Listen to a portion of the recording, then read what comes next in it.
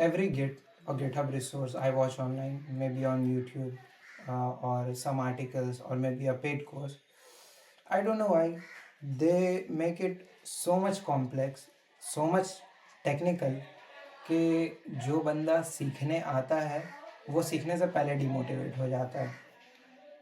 I am a kind of a student जिसे कोई भी चीज़ you have to teach me like a child, like I'm a 5 year old. Then only I'll be able to understand or grasp that knowledge. And I want my teachers to teach me like that only. So in this video, I'm gonna help you with Git and GitHub both, ताकि तुम at least अपने basic level projects को में उसे use कर पाओ, अपने basic level projects में उसे यूज़ कर पाओ, and it can help you in the long run. And I teach you like a 5 year old. Trust me, I'll teach you like a 5 year old, क्योंकि I grasp knowledge like that way only, and I also teach any kind of thing in that way only. Okay, so we should start with the video. Firstly, I'm gonna open my terminal. सबसे पहले मैं एक GitHub के लिए folder बनाऊँगा जहाँ सब कुछ मैं जहाँ पे मैं सब कुछ काम करने वाला हूँ, ताकि मेरे लिए भी आसान हो ट्रैक करना, तुम्हारे लिए भी वीडियो में आसान हो. So I am gonna change my directory to developer. Nothing else. मेरे लैपटॉप में एक मतलब मेरे डिवाइस में एक फ़ोल्डर है डेवलपर नाम से, जहाँ मैं सारा वेब डेवलपमेंट का काम करता हूँ, और कुछ नहीं. मैं उसमें चला गया. आई am gonna create a directory. अच्छा, वन मोर थिंग.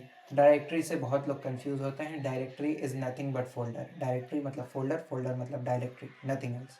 तो आई am gonna make a directory GitHub tutorial. Yep, it is created. So I'm gonna change my directory to it. I'm gonna enter GitHub tutorial, tutorial tutorial. So as you can see, I have entered GitHub tutorial, as you can see here. अब मैं इसमें से VS code खोल लूँगा, क्योंकि most of the times हमें VS code पे ही काम करना होता है, VS कोड के टर्मिनल्स पे ही काम करना होता है. So I am gonna open my VS code, और आदत उस पे ही लगी रहे तो ज़्यादा बेटर होता है हमेशा. You can C my GitHub tutorial is open right now. ये सब चीज़ हम लोग हटा देते हैं, को पायलट भी हटा देते हैं. भूल जाइए, ये सब कोई काम की चीज़ नहीं है हमारी. भूल जाइए. Okay, so I have opened my terminal. Now I'm gonna tell you what is Git. Listen to me very closely. Git is nothing but a checkpoint for my codes. Git is nothing but a checkpoint for my code base. It's nothing else. इससे कुछ typical है ही नहीं Git. जैसे हम लोग एक game खेलते हैं, गेम में हमारा चेक पॉइंट्स होता है कि चेक पॉइंट्स पे मेरी ये पर्टिकुलर प्रोग्रेस सेव हो चुकी है. वैसे ही कोड बेस में जब हम लोग कोड लिखते हैं हम लोग, और हम लोगों ने कहीं पे कोई फीचर कंप्लीट किया, या मैं भी आई एम फेड अप, मैं उठ के जाना चाहता हूँ, लेकिन मेरा कोड वेस्ट नहीं होना चाहिए. So we create a check point, जहाँ पे बाद में अगर हम दोबारा आए तो उसी चेक पॉइंट से हम लोग अपना कोड लिखना स्टार्ट कर सकते हैं. Git is nothing but a check point for our code base. ये करते किस लिए हैं? सेवरल रीजंस हो सकते हैं. मे बी मेरा कंप्यूटर उतना रिलायबल नहीं है, या फिर मे बी मतलब मे बी हम लोग जानबूझ के इसे फ्यूचर केस के लिए सोच के रखते हैं. कॉज हो सकता है कि मेरा कंप्यूटर ख़राब हो जाए अचानक से, या हो सकता है रैम उड़ जाए. लॉक वाले इश्यूज देख ही रहे हैं, अचानक से उनका मदरबोर्ड बंद हो जा रहा है, उड़ जा रहा है. So that's why we need something that can protect our code, that can create checkpoints of our code, ताकि हम लोग जब ज़रूरत पड़े फ्यूचर में तो उसी पर्टिकुलर चेक पॉइंट पे जाके अपनी कोड को यूज़ कर सके, कहीं पर से फेच करके उसे लिख सके. So that was it. Git यही था. What was git? ये था.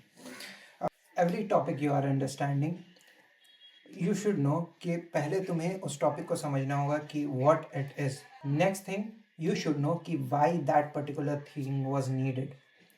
उसके बिना भी तो दुनिया चल रही होगी, उससे पहले भी तो दुनिया चलती ही थी, फिर भी उसका क्रिएशन क्यों हुआ, वो एग्जिस्ट क्यों करता है अभी के टाइम पे. So this is the second part of our video, कि why even git is needed.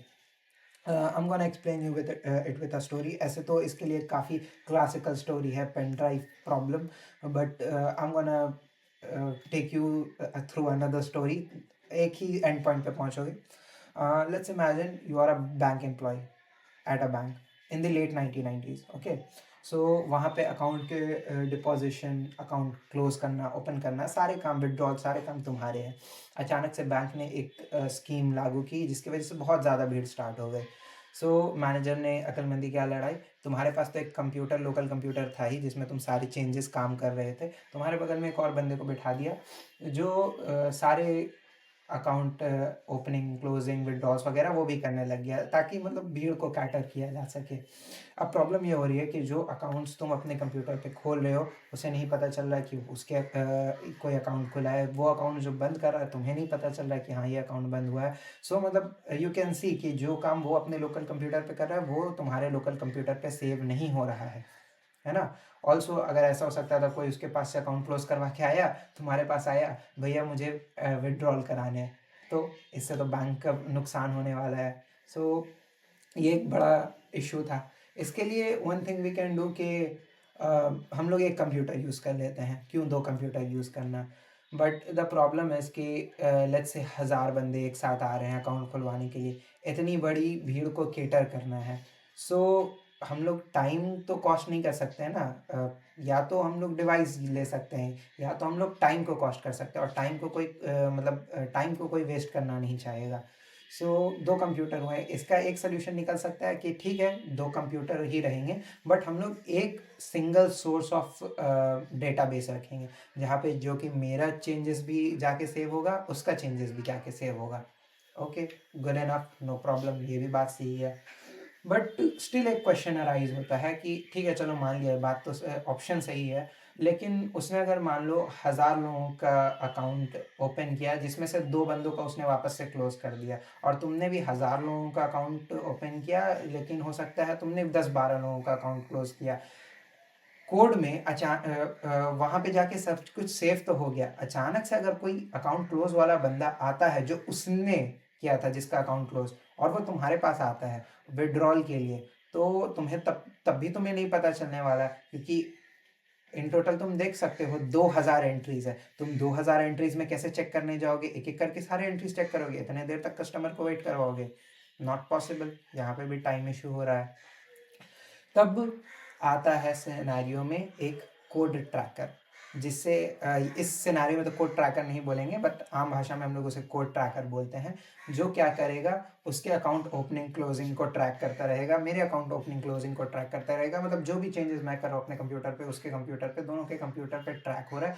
और जब वो अपलोड करेगा, उसका ट्रैकर उसके कोड के साथ अपलोड होगा, मैं ट्रैक जो कोड अपलोड करूँगा, यानी मैं जो डेटा अपलोड करूँगा, उसको ट्रैक करके मेरा ट्रैकर वहाँ पे बता देगा। इससे क्या होगा कि अगर उसके कंप्यूटर पे किसी ने अकाउंट अपना क्लोज करवाया और वो मेरे पास आ रहा है, तो उसका ट्रैकर मुझसे बता देगा कि इस बंदे का ऑलरेडी अकाउंट क्लोज है, तो इसलिए अमाउंट विड्रॉल नहीं करा सकता। है ना, कितना बढ़िया चीज़ है, कितना कूल चीज़ है कि बिना मैं 2000 लोगों को एप्लीकेशन चेक किए बिना मुझे पता चल जा रहा है कि नहीं इसका अकाउंट तो क्लोज है ना।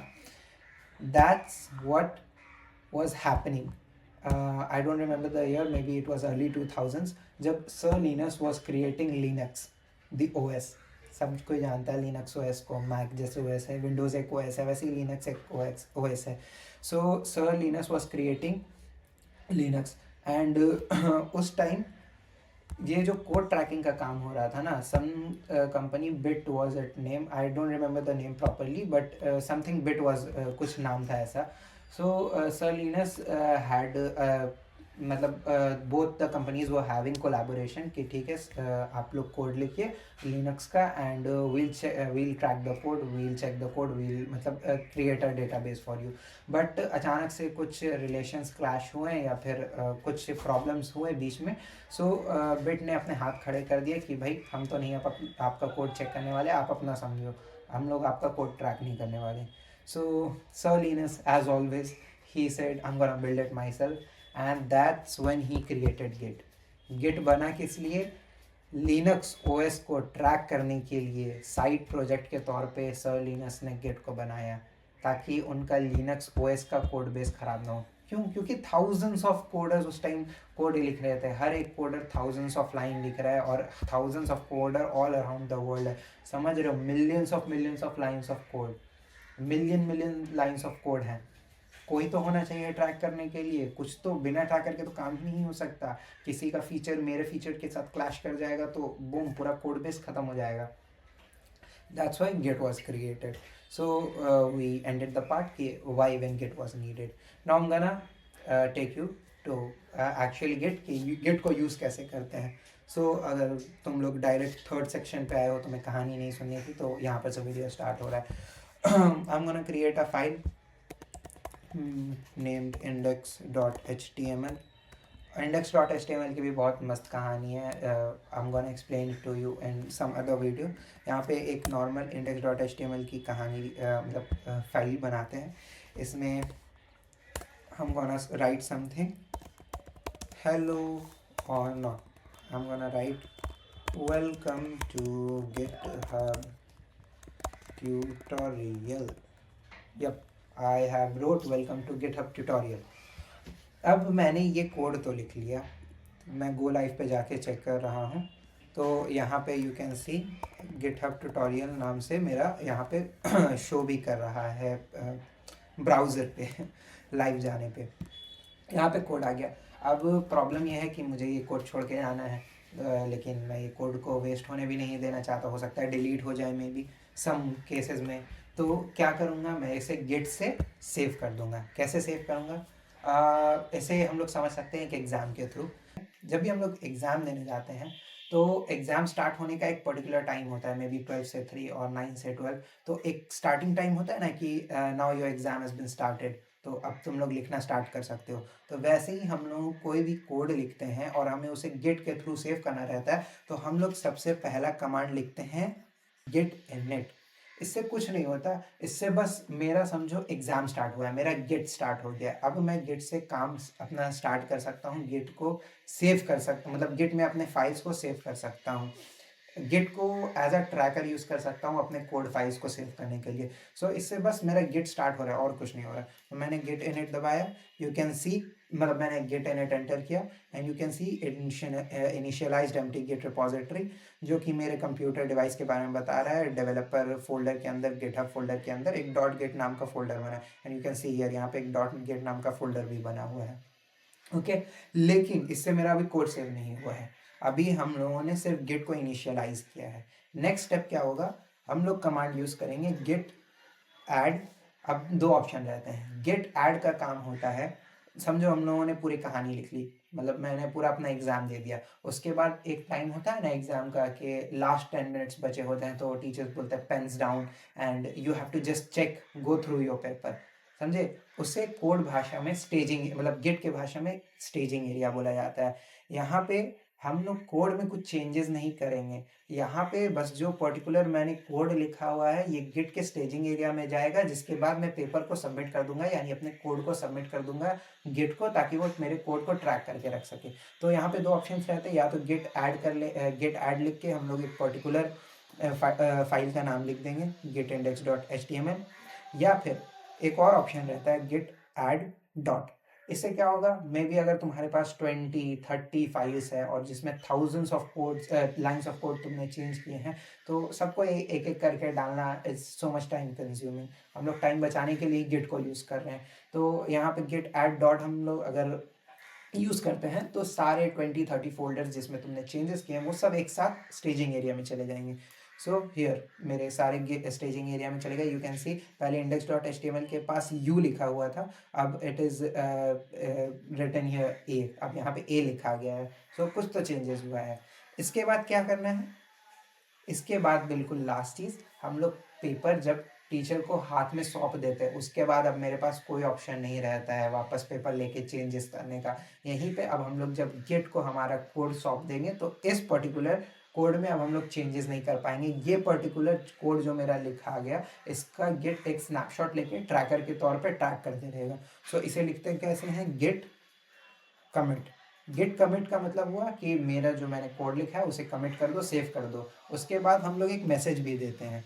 It is made for our ease only, कि अगर हम लोग बार बार गिट कमिट को कर रहे हैं तो हम लोग एक मैसेज दे सके, कि हर एक मैसेज पे हमें पता चल सके कि अच्छा इस कमिट पे मैंने क्या किया था. So since it is my first commit, I am only gonna right first commit, nothing else. इसके बाद एंटर दबाया, ओ कुछ तो हुआ, कुछ तो हुआ। यहाँ पे मैंने देखो यहाँ पे लिखा था git at dot git commit M first commit, उसके बाद सी कमिटर कौन था, Mohammad Shakil Akhtar, that's my name, it's my device का मतलब डेटा जो भी यू कैन से। और यहाँ पे मैंने अपना ईमेल एड्रेस वगैरह भी कॉन्फ़िगर नहीं किया है, इसीलिए कुछ नहीं। You can C 1 file change हुआ है, 11 इंसर्शंस हुआ है, यहाँ पे एक प्लस का सिंबल भी आया है, और क्रिएटेड मोड index.html। यानी मेरा जो कोड मैंने अभी लिखा है इसके ऊपर, अब देखो index.html के पास से जो UA का साइन था वो भी हट गया है, तो मैंने ये जो पर्टिकुलर कोड लिखा हुआ है ये एज अ स्नैपशॉट गिट के पास ट्रैक हो गया, सेव हो गया है। अब इसमें मैं जो भी चेंजेस करूँगा डजेंट मैटर, अगर मैं वापस से इस पर्टिकुलर ब्रांच के ऊपर जाऊँगा तो डायरेक्टली यही पेज खुलेगा। अगर मैं यहाँ पे कुछ भी लिख लूँ ना, अगर मैं यहाँ पे कुछ भी लिख लूँ, हेलो 1 2 3 जो चाहूँ लिख दो, अगर मैं दोबारा से इसी ब्रांच पर्टिकुलर के ऊपर जाऊँगा ना फर्स्ट कमिट के ऊपर, तो ये वाला पर्टिकुलर पेज डायरेक्टली सामने खुल जाएगा और कुछ उसमें लिखा हुआ भी नहीं रहेगा। That's so cool. सो ये हो गया।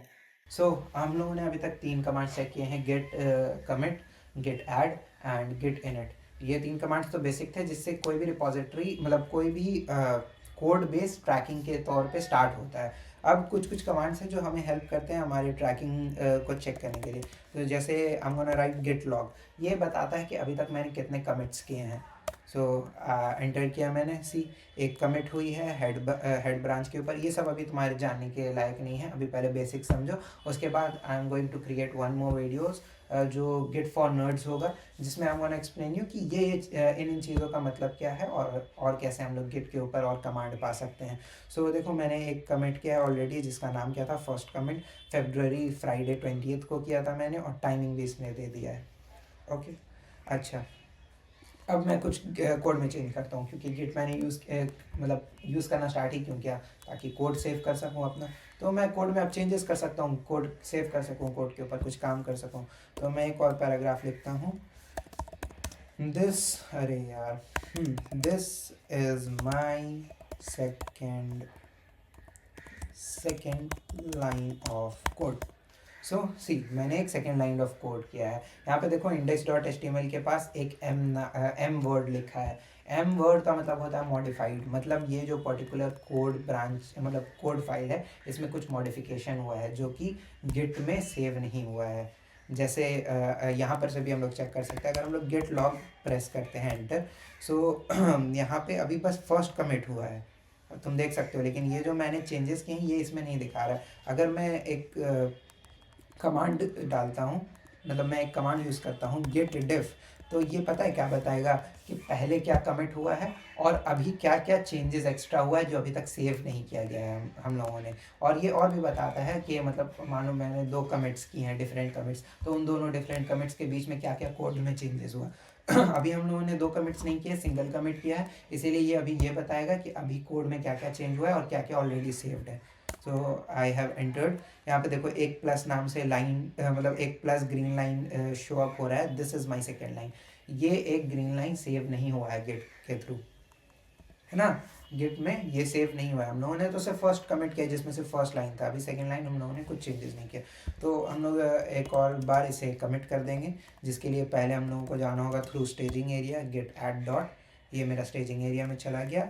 इसके बाद हम लोग लिखेंगे गेट कमिट, एक एम मैसेज डालेंगे और message I am gonna write second commit.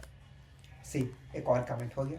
हम लोगों ने एक और फाइल चेंज की है, एक इंसर्शन किया है। अब अगर हम लोग गेट लॉग देखें कि क्या क्या हुआ है अभी तक गेट के थ्रू, तो देख यू कैन सी कि हम लोगों ने 2 कमिट्स किए। एक फर्स्ट कमिट हुआ था 313 में, सेकेंड कमिट हुआ है 318 में, कैन सी हो गया।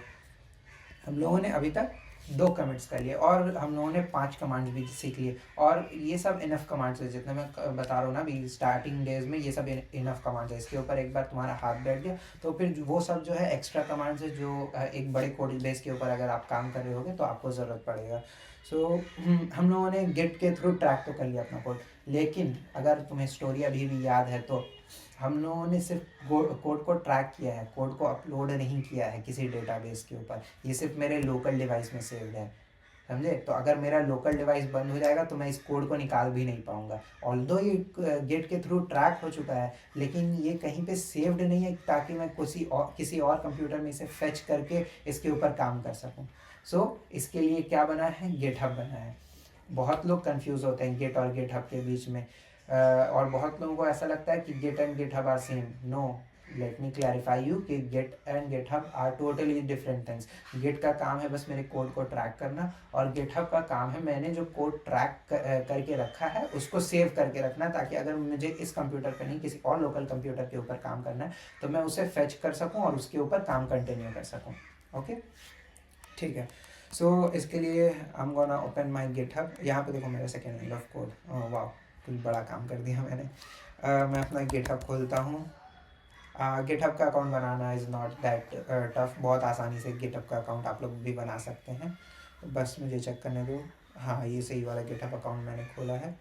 मेरे पास एक्चुअली 2 गिटहब अकाउंट है तो मुझे चेक करना पड़ता है। यहाँ पे एक न्यू का ऑप्शन आपको दिख रहा है। न्यू हो सकता है आपका फर्स्ट पेज चेंजेस हो, तो मतलब चेंज हो कुछ, मे भी अलग दिखे। तो यहाँ पे इधर आपको जाना होगा, एंड यहाँ पे आई गेस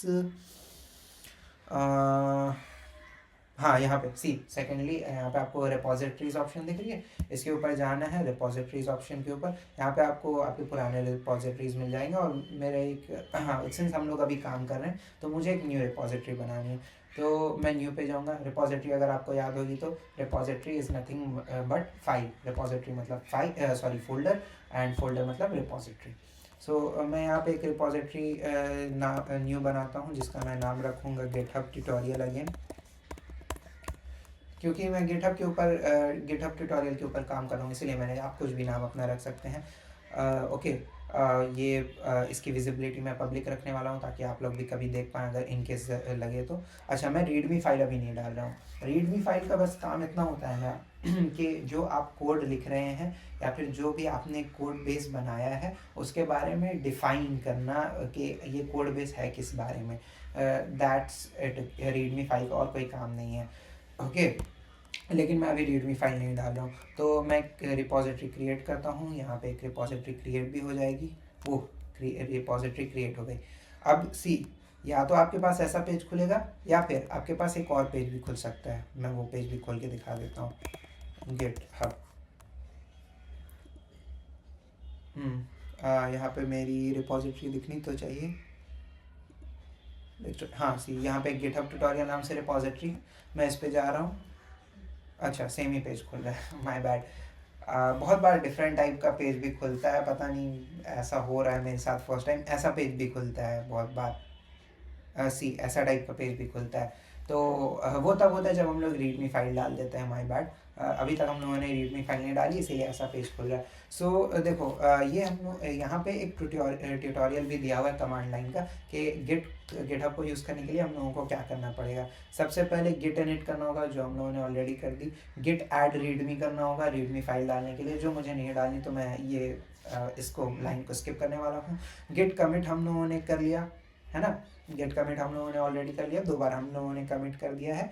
इसके बाद हम लोगों को अपने ब्रांच के मेन ब्रांच में जाना रहता है। अच्छा, अब सी गिट बनाया ही इसलिए था ताकि थाउजेंड्स ऑफ कोडर एक साथ मिलके काम कर सके। तो हर कोई अपना अपना एक अलग अलग, जैसे जो लोगों ने अवेंजर्स देखी, एक सेक्रेट टाइमलाइन होती है, उससे अलग अलग ब्रांच टाइमलाइंस निकलती है ना, तो वैसे ही सब कोई अपना अपना ब्रांच निकाले और अपना अपना काम स्टार्ट कर दे। मैं इसमें तो नहीं बताना चाहूँगा, इससे ज़्यादा जाएंगे तो फिर कन्फ्यूजिंग लगेगा। अगर आप एक ब्रांच निकाल के काम कर रहे हैं तो अब आप मेन ब्रांच के ऊपर आ जाइए, क्योंकि अब आपको अपना जो फीचर है उसको मर्ज करना है मेन ब्रांच के ऊपर, सेक्रेट टाइमलाइन के ऊपर। ओके, इसके लिए ये एक लाइन है। ऑल्दो हम लोग मेन ब्रांच के ऊपर ही काम कर रहे हैं, बट स्टिल ये एक पर्टिकुलर लाइन ऑफ कोड लिखना सही रहता है, ताकि मतलब हो सकता है मे बी अगर कुछ प्रॉब्लम्स क्रिएट हो रहे होंगे तो इसके वजह से वो प्रॉब्लम्स अपने आप ही रेज हो जाएंगे। तो क्या लिखेंगे, git branch capital M main. See, यहाँ पे मैं दिखा देता हूँ, यहाँ पे लिखा हुआ था git branch capital hyphen M main. यहाँ पे मैंने वही लिखा है, git branch hyphen M main. अब इसे एंटर करूँगा तो देखो कुछ चेंजेस नहीं हुए। क्यों? क्योंकि ऑलरेडी मैं मेन ब्रांच पे ही था, कुछ चेंजेस करने की ज़रूरत ही नहीं थी। इसके बाद क्या होगा, ये पर्टिकुलर लाइन हम लोग यूज़ करने वाले हैं, git remote add origin. Okay, ये क्यों होगा? ये मेरे पर्टिकुलर डेटा मतलब ये जो मेरा रिपॉजिटरी है गिटहब के ऊपर, ये इस गिटहब के रिपॉजिटरी को मेरे कंप्यूटर के मतलब मेरे लोकल डिवाइस के फाइल से कनेक्ट कर देगा, ताकि मैं वहाँ पे जो भी चेंजेस करूँ वो डायरेक्टली पुश करने के बाद यहाँ पे सेव हो जाए, वो सिर्फ मेरे कंप्यूटर पे ना रहे, गिटहब के ऊपर भी सेव हो जाए।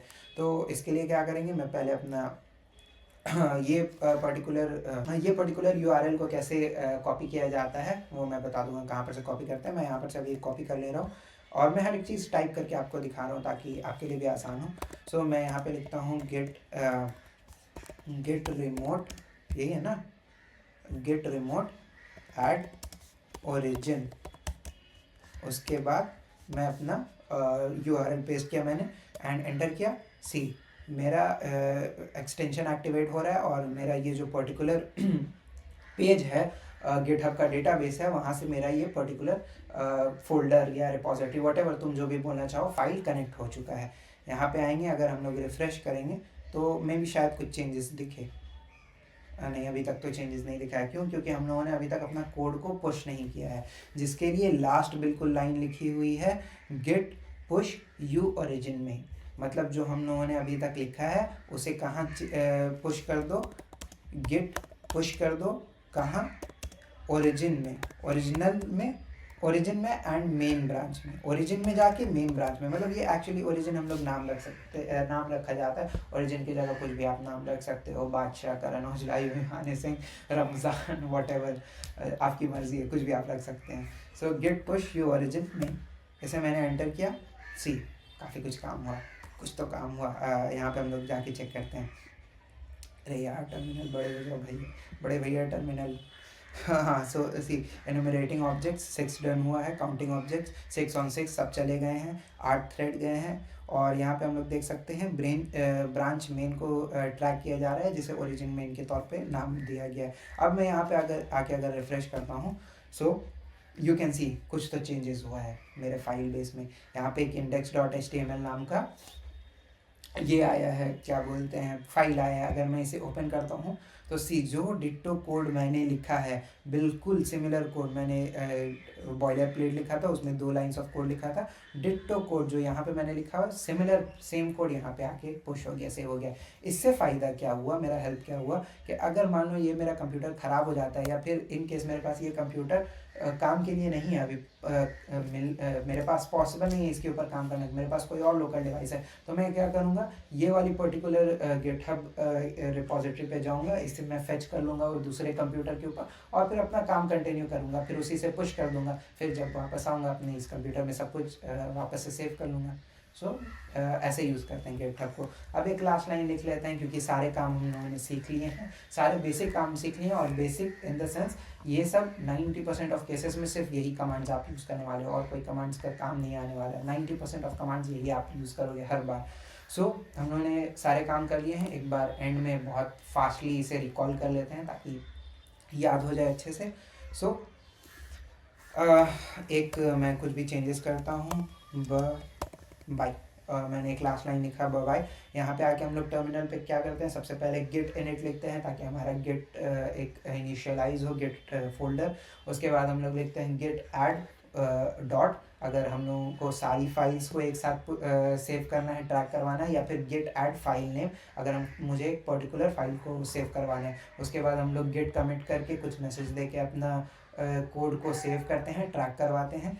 एंड देन हम लोग अपनी रिपोजिटरी मतलब गिटहब पे जाके एक रिपोजिटरी बनाते हैं, वहाँ पर से उस रिपोजिटरी को गिट क्लोन के थ्रू, यहाँ पे गिट रिमोट के थ्रू क्लोन करते हैं, यहाँ पे सेव मतलब कनेक्ट कर लेते हैं। और फिर गिट पुश से क्या करते हैं, जो भी हम लोग यहाँ पे चेंजेस कर रहे हैं उसे वो वहाँ पे जाके पर्टिकुलरली गिटहब में जाके पुश हो जाए और वहाँ पे भी जाके सेव हो जाए। सो यहाँ पे एवरीथिंग अप टू डेट हो गया। गिट पुश मैंने किया, अच्छा सॉरी माय बैड, मैंने कुछ चेंजेस ही नहीं किया। गिट इनिट से तो इनिशियलाइज किया मैंने, लेकिन गिट ऐड डॉट करके मैंने इसे स्टेजिंग एरिया में डाला। उसके बाद मैं गिट कमिट करूँगा, मैसेज एक डालूँगा, लास्ट कमिट ये लास्ट कमिट की मैसेज मैंने डाली और ये सेव हो गया। अब मैं इसे क्या करूँगा, गेट पुश। अच्छा, पहले हम लोगों ने कमांड क्या लिखा था, git push U origin main. इस बार वो चीज़ लिखने का ज़रूरत नहीं, क्योंकि ऑलरेडी मेरा कोड बेस जो है वहाँ गिटहब के रिपोजिटरी से कनेक्ट हो चुका है। सो मैं गेट पुश लिखूँगा, एंटर दबाऊँगा, ये वहाँ पे जाके पुश हो गया, सी पुश भी हो गया। अब यहाँ पे जाके चेक करेंगे, मैं इसे रिफ्रेश करता हूँ एंड यू कैन सी एक लास्ट लाइन भी ऐड हो गई बाय नाम से। सो दैट वाज इट। यही काफ़ी है गिट को सीखने के लिए। गिट के बेसिक्स हम लोगों ने सीखा कि व्हाट इज़ गिट, उसके बाद हम लोगों ने सीखा कि why when git was needed, and at the end हम लोगों ने गिट के कमांड सीखे।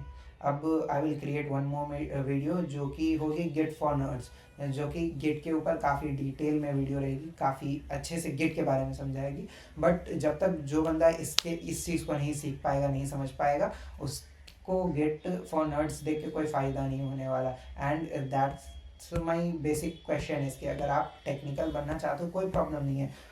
मैं भी डिस्प्ले को रेंडर बोलता हूँ, डेटा को पेलोड बोलता हूँ ज़्यादा टेक्निकल साउंड करने के लिए। बट अगर मुझे उस कंसेप्ट के बारे में नॉलेज ही नहीं है तो फिर क्या ही फ़ायदा उसमें टेक्निकल होके जब मैं समझा ही नहीं पा रहा हूँ सामने वाले को।